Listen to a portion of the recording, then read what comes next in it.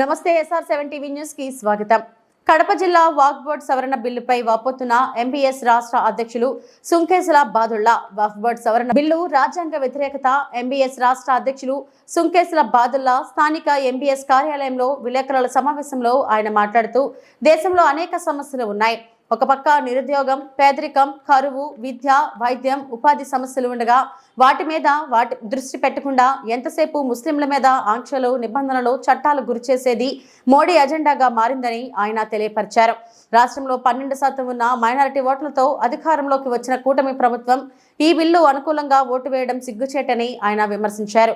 ఈ కార్యక్రమంలో రాష్ట్ర ప్రధాన కార్యదర్శి పగిడాల పెద్దన్న, ప్రచార కార్యదర్శి నాగూర్ కులాయప్ప, జిల్లా సెక్రటరీ రెడ్డయ్య, దూధాకుల సంఘం నాయకులు దస్తగిరి, సుబ్బరాయుడు, నూర్ బాషా, మొహమ్మద్ తుది తదితరులు పాల్గొన్నారు. రిపోర్టింగ్ బై అన్నమయ్య జిల్లా రిపోర్టర్ వల్లూరి మొహమ్మద్ షబీర్. నమస్కారం, నా పేరు సుంకేసుల బాదుల్లా, ఎంబీసీ రాష్ట్ర అధ్యక్షులు. ఈ యొక్క సమావేశం యొక్క ముఖ్య ఉద్దేశం ఏమంటే, ఈరోజు దేశంలో అనేక సమస్యలుతో దేశము అతలాకుతలం అవుతూ ఉంటే,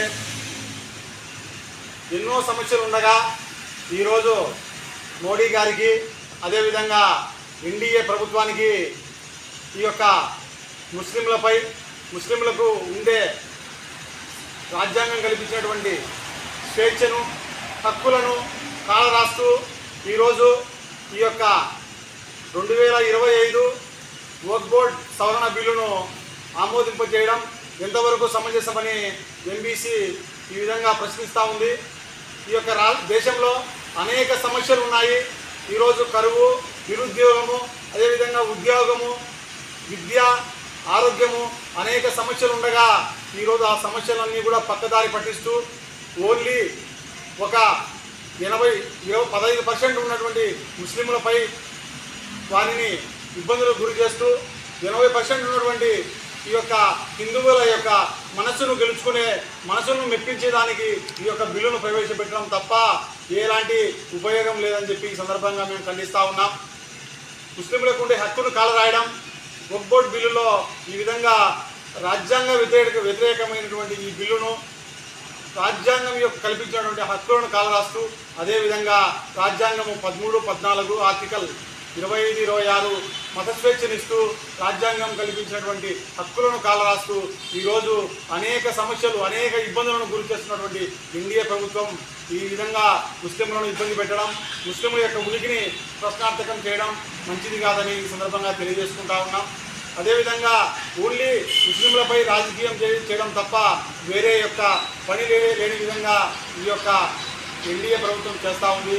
ఆనాడు బాబ్రీ మసీదు విషయం కానీ, అదేవిధంగా గోమాంస నిషేధం కానీ, అదేవిధంగా ఈ యొక్క ఎన్ఆర్సీ కానీ, ఈ యొక్క గుళ్ళు గోపురాల దగ్గర ఈ యొక్క హలాల్ విషయం కానీ, ఈరోజు చూస్తే ఈ యొక్క వక్ఫ్ బోర్డు ఆస్తులను గత పెద్దలు, ముస్లిం పెద్దలు ఇచ్చిన వక్ఫ్ బోర్డుకు దానం చేసినటువంటి భూములను ప్రభుత్వ జోక్యం తగదని ఈ సందర్భంగా మేము హెచ్చరిస్తూ ఉన్నాం.